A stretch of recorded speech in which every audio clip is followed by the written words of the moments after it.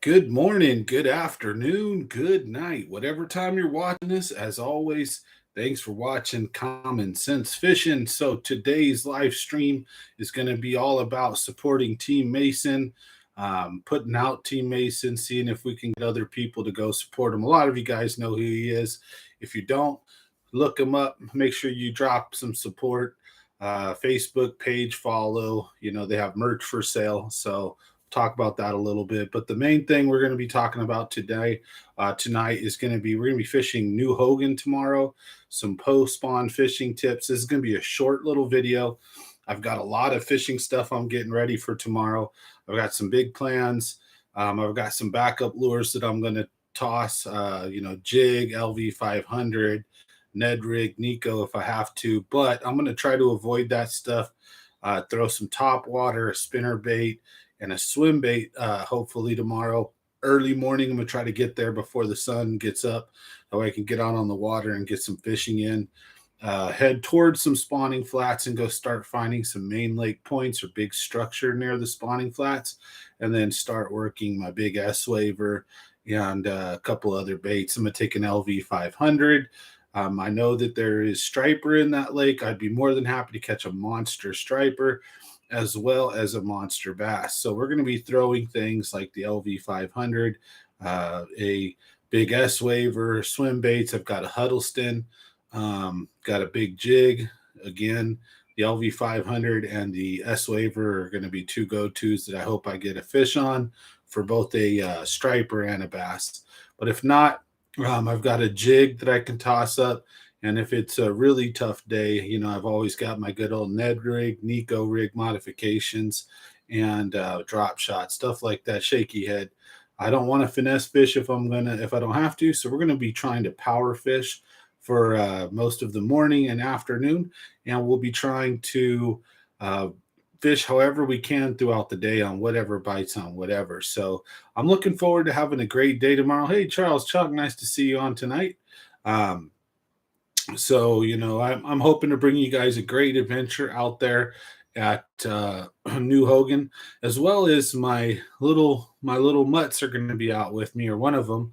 So my little German Shepherd puppy Dakota, this will be her first fishing trip. I'm going to take her out with some water, food, all that good stuff. Hopefully she can. I got to check the sun, make sure it's not going to be too hot. She's got a really thick black coat, so if it gets too hot, I might not take her. I don't want her to ruin the trip. Um, but it would be fun to take her on a first fishing trip. So we have Dakota and Trudy, the two puppies. Charlie is doing good.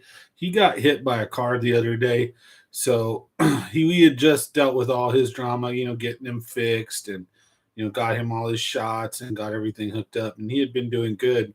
Then he goes and escapes, gets ran over by a car, but he's doing good. So his foot's in like a splint. We got to take him in every 3 or 4 days, get the splint wrapped. So it's an adventure for sure. So we have 3 cone head dogs right now. What's up, Mike Dozer? We're going to get you those LV 500s. I'm going over to New Hogan, so I'm going to pick some up for me on the way there, if I get a chance. If not, on the way back, I'll stop at the bait barn and pick some up, and we'll get those out to you. And then Ray will get his combo. So I'm excited. Thank you guys very much. We're going to have another giveaway next month, so make sure you guys stay tuned for that. Mike, congratulations, and congratulations to Ray. And, we hope to have a lot of cool more giveaways in the past. Like I said, it would be awesome one day to give away a boat or something if we can get this channel up there. Otherwise, we just keep doing us, right? So that's the main thing. Now, I'm all excited. My Team Mason stuff came in, so I'm all happy about that. Never give up. I got the hat, I got the shirt, I got the sweat to show my support for this awesome little kid.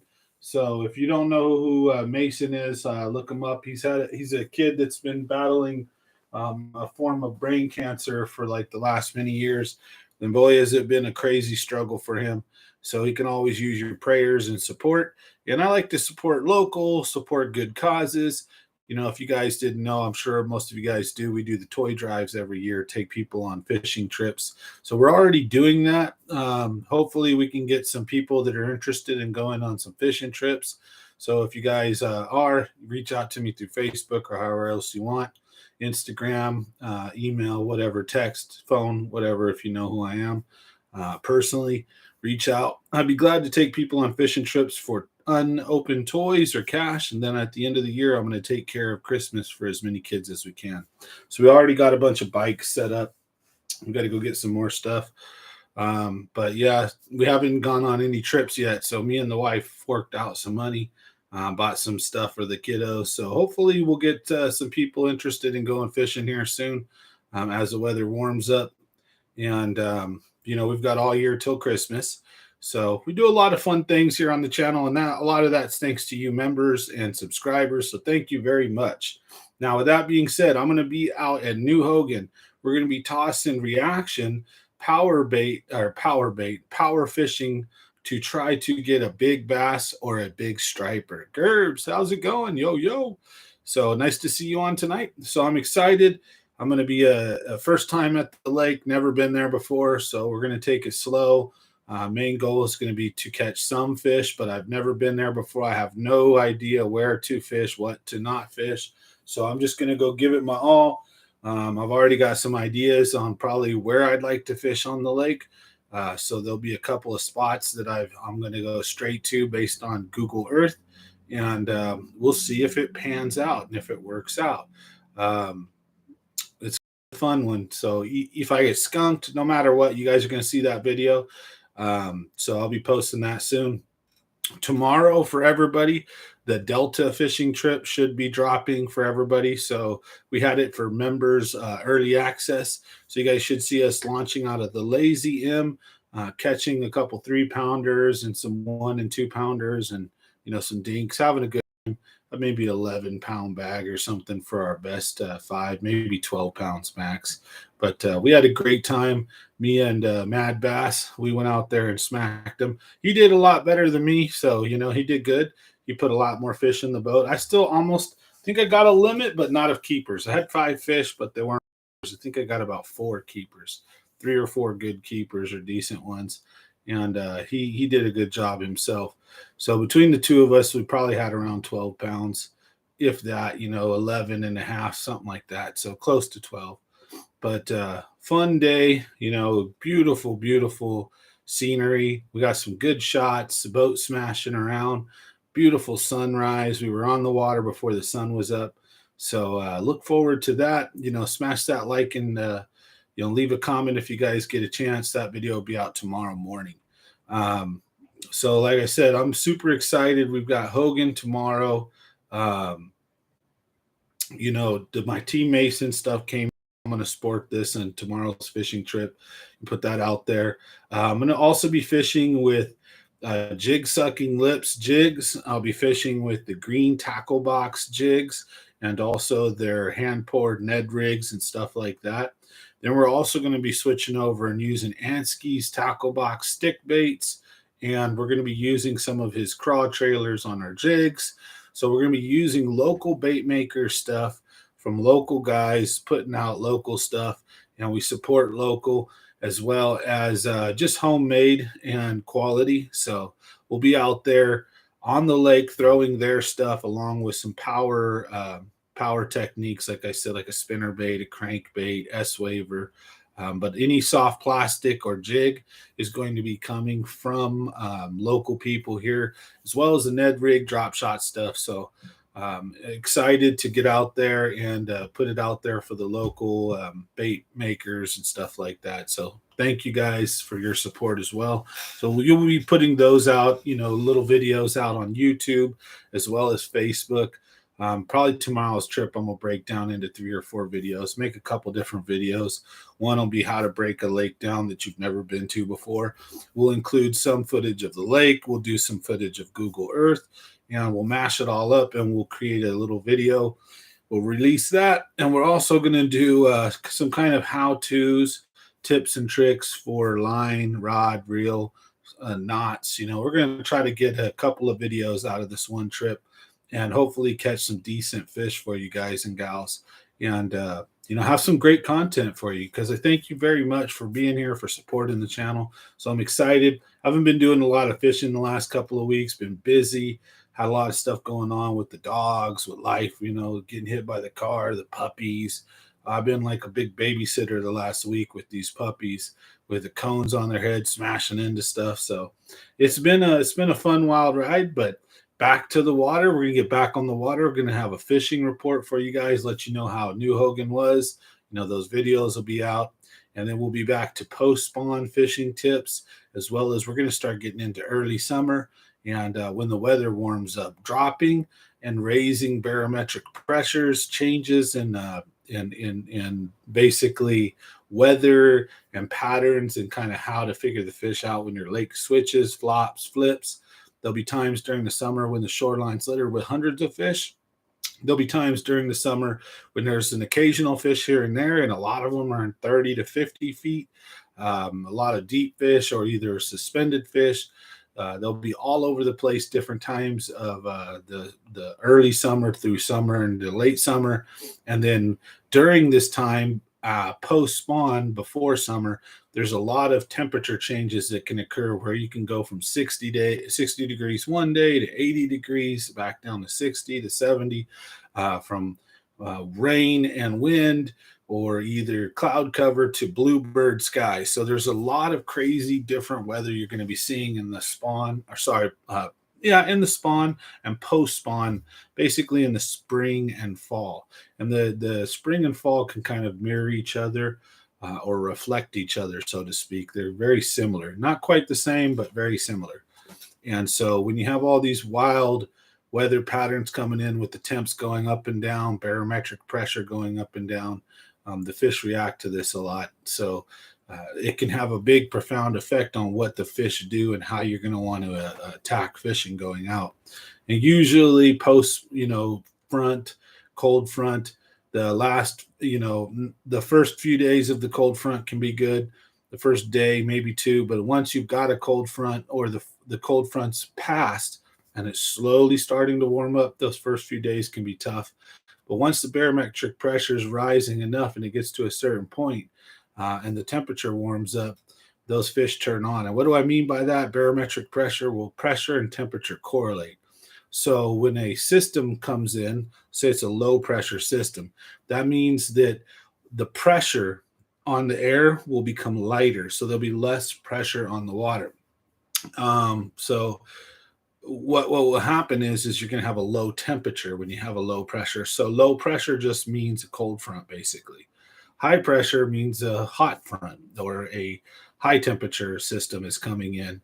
And depending on how long it's there, what happens, usually there's a lot of wind associated with when the pressure systems move in and out. So you can have a lot of wild weather, and the fish will do a lot of different things depending on the combination, because you can have hot and windy, you can have cold and windy, you can have warm and overcast, you can have really cold and overcast. So just because it's overcast or windy doesn't mean they're going to play by the same rules. It just depends on each body of water, the fish, all that good stuff. But I can at least try to give you as much information as I know, not pretending to be Mr. Professional know-it-all, but I have a decent grasp on this stuff. And that usually tells me where I start, at what starting point, as far as what lures am I going to throw, how fast am I going to fish, what am I anticipating. And then I love this saying, fish the moment. When you get there, figure it out. What's going on with the weather, the lake, what does it look like? And then make your adjustments from there, because the weatherman could say one thing, then when you get to the lake, it can be another. So don't count your chickens before they hatch just because the weatherman says it's going to be this and that tomorrow. Wait till you get to the lake and see what kind of conditions you're actually dealing with. Where is the wind? Where isn't the wind? How hot or cold is it? All those different factors, overcast or not. So we'll get into that here soon. Tonight's video is really I was contemplating on whether doing a live stream tonight, because I'm getting all my gear ready. I had to cook dinner for the wife and kids and all that. So I'm getting everything. I'm all excited like I'm going to a tournament or something, because I haven't been out on the water in a minute. So I'm getting all my stuff ready. I'm going to get dialed in and make sure that I give it my all. I'm going to throw some big swim baits, so you guys will see that. I'll probably make that a video.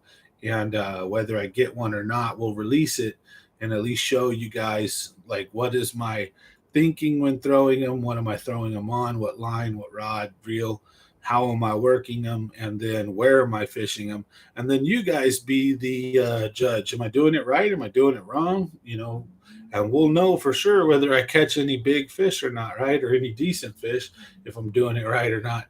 But even if you're doing it right, just some days you're not going to hit the big baits, or just the cards weren't there for you. You didn't fish the right part of the lake or whatever have you.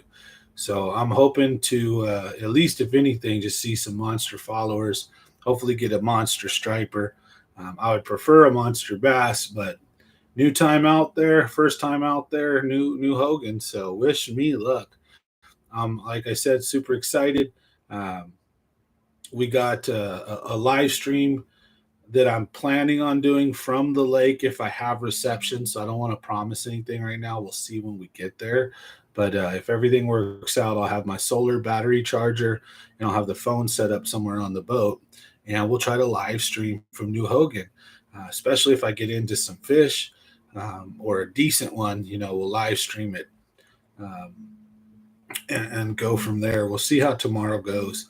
But spawn's pretty much winding down. There's still going to be some spawning fish. Trust you me.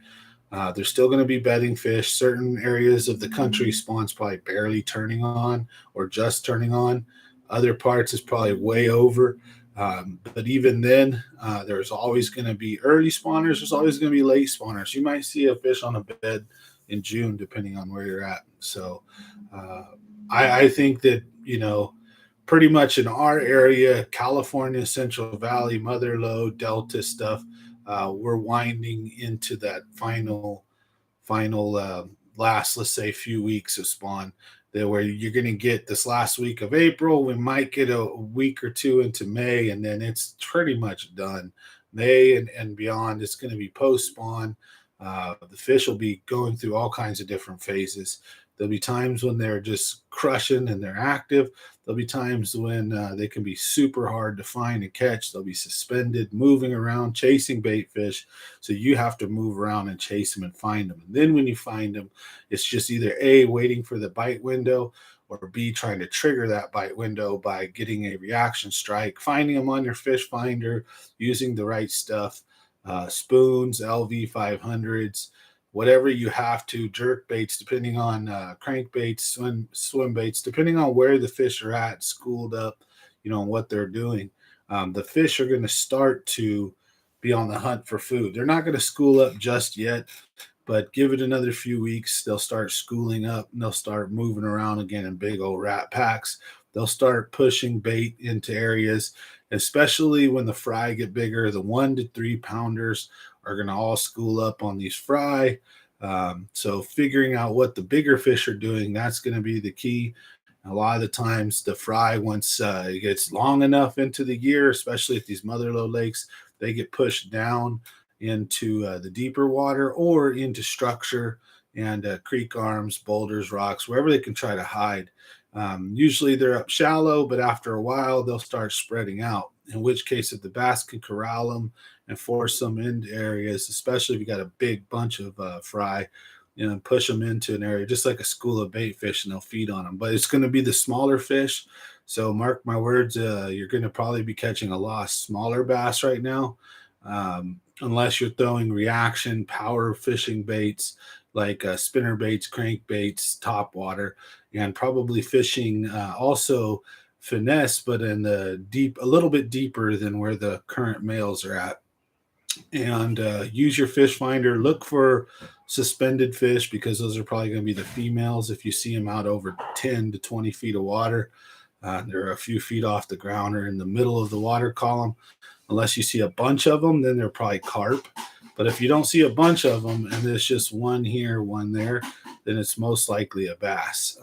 But if you see a bunch of them and they're all similar sized, big signatures, that's an easy way to determine. A lot of the time you're dealing with carp. So they're up in the shallows this time of year as well, especially when the lakes start to rise, and there's all that grass on the shoreline. Carp love that. They get on all that grass and stuff like that. So Hey, what's up, Ray? We got to get you your fishing rod this week. So tomorrow I'm picking up Mike Dozer's LV 500s and some other lures.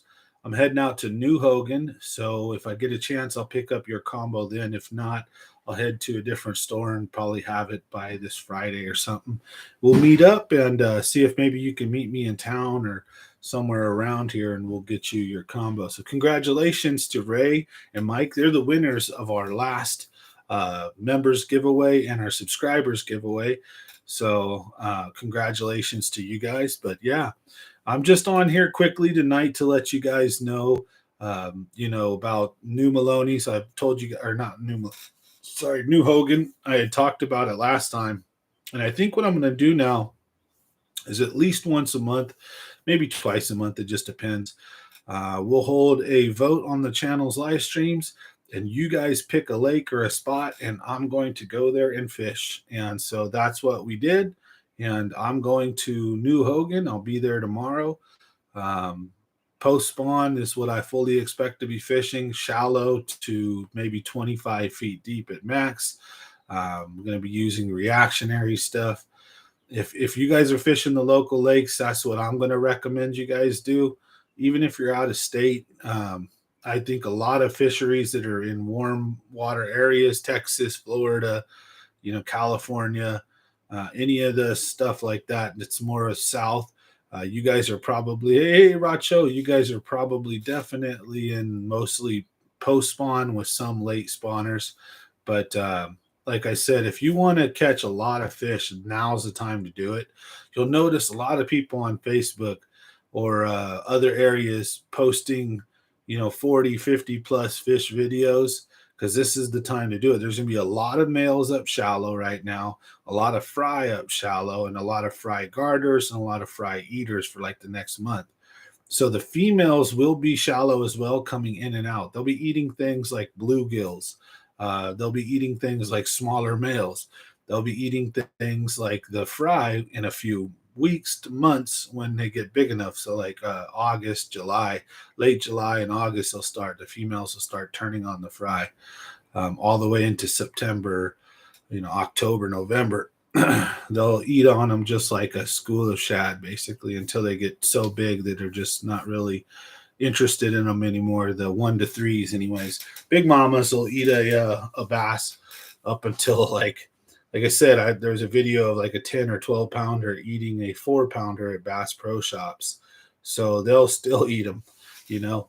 Uh, Baby bass is one of my favorite summertime post spawn colors, actually. So, anyways, if you want to get yourself a big mama, I suggest fish for less fish and fish for the right fish, meaning that throw spinner baits, crankbaits, top water, jerk baits, swim baits, whatever.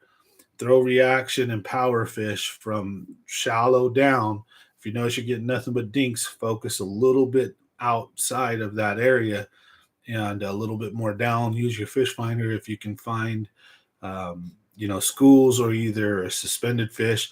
That'll even tell you a lot. If you're seeing them near the bottom, maybe you're going to want to use something like an LV 500 or a jig on them. If they're suspended halfway, spinner bait, maybe even a jerk bait, depending on depth. They shouldn't be super deep. So even if they're suspended halfway over 25 feet, that's still 12 feet from the surface or 12 feet from the bottom. In which case, even then, 12 feet from the bottom, if you're hopping and popping a bottom bouncer, that might catch the fish's attention to look down and eat. Or if you're using reaction over its head, it might come up to eat. But you really want to put the lure in its range. So if it's in 15 feet of water, you want your lure to go through 15 feet of water pretty much. So fish a little bit off of where the males are at, where you're catching all those numbers, you're catching fish after fish, stop. Fish a little bit deeper and get those females. I would recommend starting with power techniques again. And then if you have to go to something finesse, don't throw the drop shot or the Ned rig. Yeah, Eastman's launchable right now. So don't throw the drop shot or the Ned rig. Throw something like a big Texas rig Cinco or something. Or, if you're going to finesse and bottom balance, throw something a little bigger. A weightless Cinco out deeper Wacky Rig Cinco. Now, to Ray's question, you're thinking about going to Eastman Friday. Do you think it's worth it? Can you launch a boat? Yes, you can. I've seen. I don't want to give too much away, but I'm Facebook friends with a lot of these guys, and someone on tonight's video, as a matter of fact, had a good time out at Eastman probably a week ago or so. The water appeared to be in the tree level, where in the back, what is it, northwest end of the lake, where there's all those trees and that big flat. Right now, the bases of the trees are just underwater and it's starting to rise. So the lake's filling up a little bit. There's fresh water coming in. People are catching some decent fish. There was a 7 pounder caught out of there just recently. So Eastman's turning on. Um, it's just a little lake. You guys haven't seen me there beating it up in a while since it's been so damn low. And then honestly, I got some really good buddies that I've known most of my life that are live near Eastman, and right now they've been living in Santa Cruz for the last couple of years. So we haven't been doing too much fishing out at Eastman, and I don't want to blow the place up. But if you want, go out there, have fun. It's definitely fishable right now, and probably doing all right. Eastman is known for being brutally tough sometimes, but man, can you fish the river arm? The way the water is at right now, yeah, you can fish the river arm. You can't go, you can only go so far up it, but yeah, you can fish up in there. It's not a pond anymore like that. It's up a little bit, so you definitely have more of the lake available to fish now, but still it's at a very low level. Just be careful. Yeah, be careful with the trees. Just go slow. Racho knows what's up. Just go slow. Take your time. Fishing over by the trees with stuff like a weightless Cinco, wacky rig Cinco, drag a jig. You can take a spinnerbait or a crankbait and work it near laydowns and structure. Just remember that largemouth bass are way more susceptible to this than spotted bass, but largemouth bass almost always spawn and hang out near structure and cover. They don't like to spawn out in the open as much. So that tree area is a good area to probably pick out a lot of buck males right now, 1 to 2.5 pounds. There'll probably be an occasional big female up shallow. You may even have a couple big female post spawners in the area. But for the females, I would be looking at structure and drop offs near those trees. That main lake point that goes into the river arms usually pretty good for me. But I haven't fished Eastman in a minute, so I don't want to get too technical. Like I know where they're all at right now, but my buddy got like a 35 to 37 pound bag out of the arm that's closer down towards the dam on the backside there. And he just made the same cast over and over again. And not once did he have to cast in any other direction. And he pulled out a damn near a 12, a 10, a 9, a bunch of 7s and 8s. It was the most magical craziness shit I ever seen. And me and his brother were standing on each side of him, casting everywhere and all around, and we couldn't catch a fish to freaking save our life because he was making that same exact cast where the fish were coming through a channel swing to set up to spawn, and they were eating as they were coming in, and he was dead sticking. So he was throwing it out there and being all drunk and just waiting, and then he was getting bit. While me and his brother were seeing him catch all these fish, and we were excited and we're popping and hopping our lures around. So sometimes, you have to fish slower than you want. You can't force the bite. So that's another thing. Just be attentive to how the fishing is. If you're running around throwing top water jerk baits and crankbaits all day and you're halfway through the day and you've been everywhere and done everything, that probably ain't a reaction day. You're probably gonna have to put those down and pick up something like a drop shot or a Ned rig or a jig or something. So the jig is one of my favorite lures to throw at Eastman. A chatterbait, a jig, a crankbait. Um, I'll use like a Texas rig, and the jigs I use there, I got to use a brush jig. You got to use something with a weed guard. A lot of trees and wood there. Um, And then a Kitech. A Kitech swim bait's super deadly post spawn there. Big females will stay up in that grass like you would think they're carp, but really there's some monster females that get up there and feed on the smaller males. Bluegills, especially at Eastman, because this is legal. So we'll tell you guys a story. We went there one day with hella beer, sat down on the back, and caught a ton of bluegills. Throw them in a bucket, right? Drunk dead sticking equals bass, especially for Mahoney. And so we got a bucket full of bluegills. And then what we would do is we'd take just the skip gap wide, the wide hook, big old EWG, big old giant hook, and put it in the fish, the bluegill's back with no weight, with no bobbers, with no nothing. And then what we would do is instead of casting them out, we would release them from shore and like literally a foot of water, inches of water, and open our bell, and the bluegill swims out. And then all of a sudden, you'll just see your stuff start smashing and flying. Better make sure your drag's set before it, and you just close the bell, boom, set the hook on them. And we were getting 5 to 7 pound bass left and right. While lure fishing, you couldn't catch anything over 2 or 3. We had one fish we caught that was like a 5 pounder on a U head.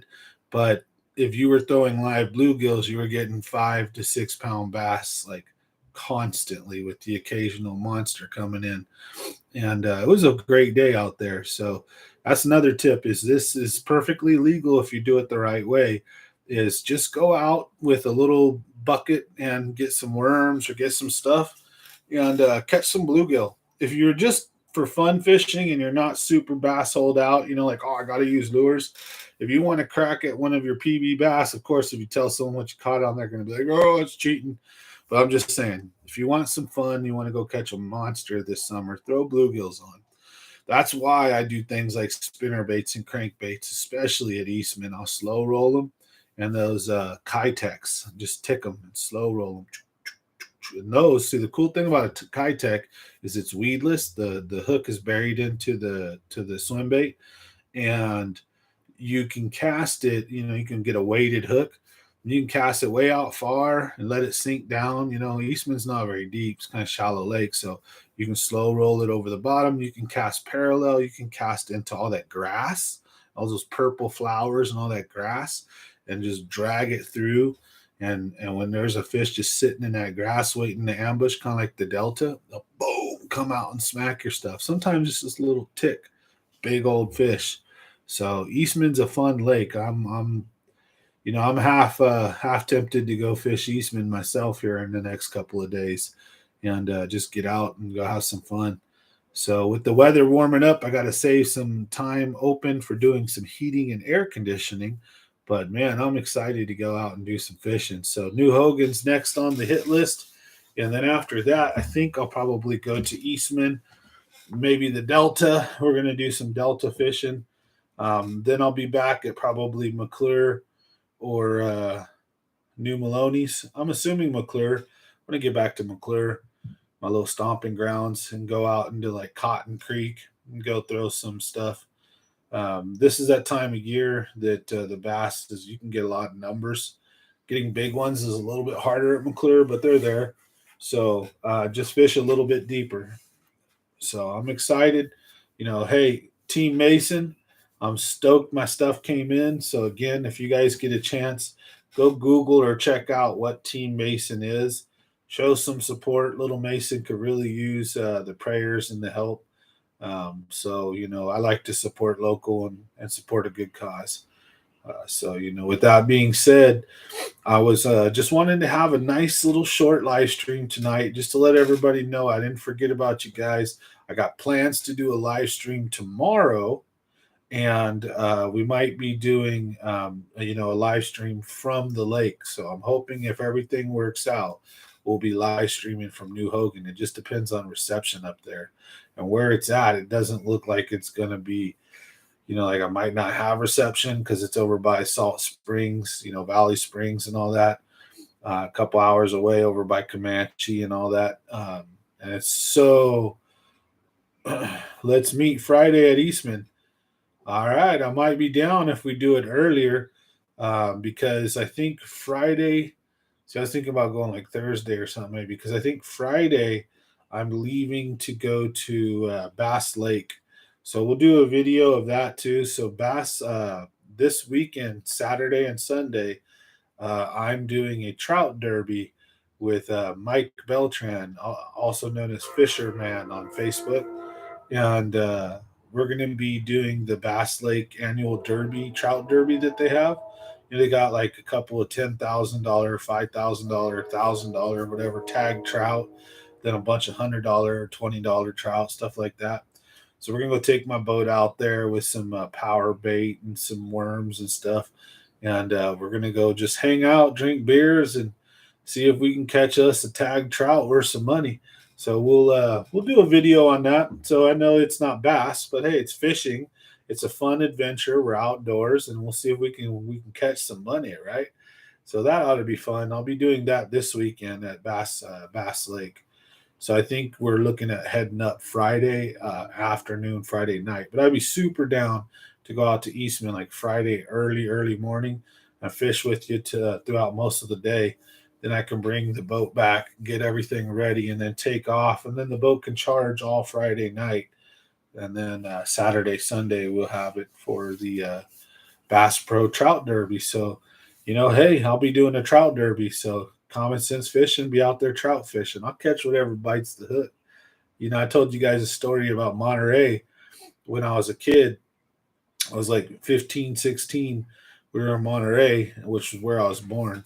And we were trying to catch some fish off of the pier, and we were using squid. And the stupid freaking seagulls kept trying to steal our squid and messing with us. They were annoying as hell.